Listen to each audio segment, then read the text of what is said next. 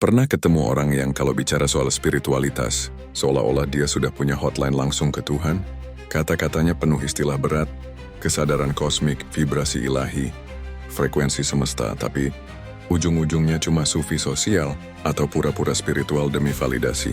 Ini bukan kebangkitan batin, ini ego yang naik kelas dengan jubah suci.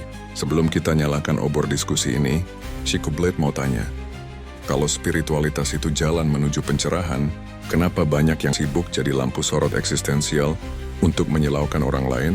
Kalau kebijaksanaan itu membebaskan, kenapa justru banyak yang terjebak dalam jeruji superioritas diri, merasa lebih tercerahkan daripada yang lain?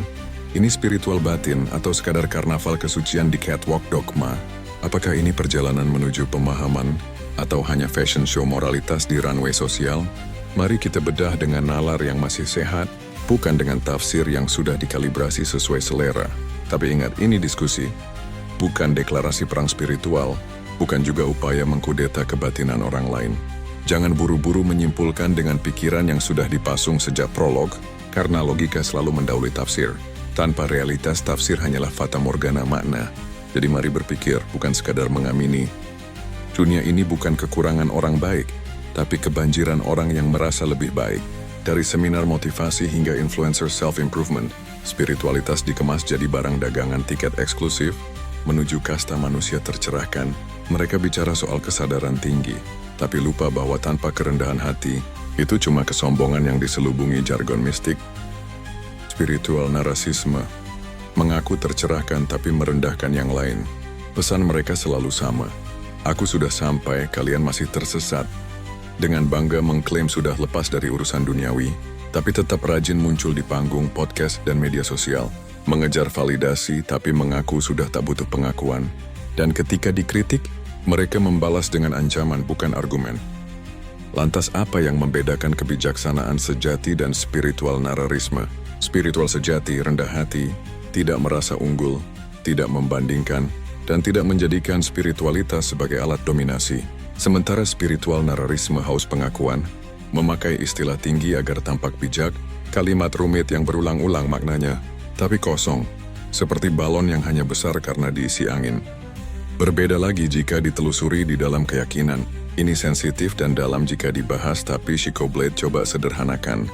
Setiap keyakinan mengajarkan hubungan dengan Tuhan, bukan perlombaan siapa yang paling suci, tapi di tangan nararisme spiritual kesucian jadi komoditas. Seminar-seminar penuh ulat joget, bahasan birai dibungkus cinta versi Gen Z, bahkan jadi ajang menghina penjual ST. Lebih konyol lagi, muncul yang mengaku paham bahasa semut, merasa keturunan suci, seolah punya jalur VIP ke surga.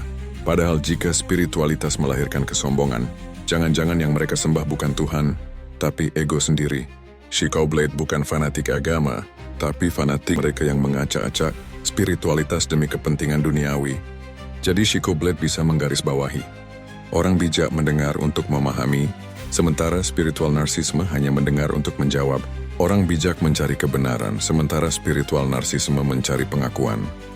Lantas bagaimana jika spiritualitas itu hanya sekedar konten untuk berbagi, salah atau tidak? Jawabannya tergantung. Apakah membagikan itu untuk menyebarkan kebaikan, atau sekadar mencari pengakuan? Berbagi untuk menginspirasi itu silakan. Tapi jika niatnya hanya untuk terlihat suci, mengutuk yang lain, menyesatkan mereka yang ingin memahami, serta mengubah pencarian makna menjadi ajang pamer kebijaksanaan palsu, maka itu bukan menginspirasi, melainkan ego yang menyamar dalam kebajikan.